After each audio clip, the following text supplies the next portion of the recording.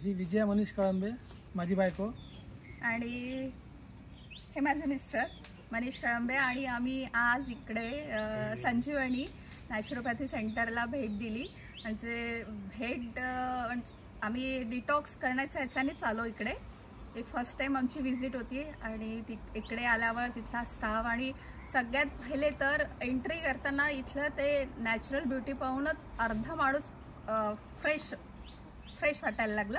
त्याच्यानंतर आत एंट्री केली, तिथल्या डॉक्टरांशी भेटलो. त्यांनी आम्हाला डिटॉक्स थेरपीबद्दल सांगितलं आणि जवळजवळ 2 तास आम्हाला डिटॉक्स थेरपी दिली आणि मसाज आणि ते हायड्रोथेरपी आणखी स्टीम वगैरे याच्यात बॉडी इतकी छान रिलॅक्स झाली की आत्ता आम्ही म्हणजे प्रण केलं आहे की प्रत्येक महिना तरी एकदा येऊन इथे आपल्या शरीराला वेळ द्यायचा आणि आपली बॉडी रिलॅक्स करायची. आणि इथला स्टाफ सुद्धा खूप कोऑपरेटिव्ह आहे. त्यांनी खूप मदत केली. म्हणजे काही आपल्याला कुठे जायचं काय जायचं ते सगळं त्यांनी बरोबर गाईड केलं.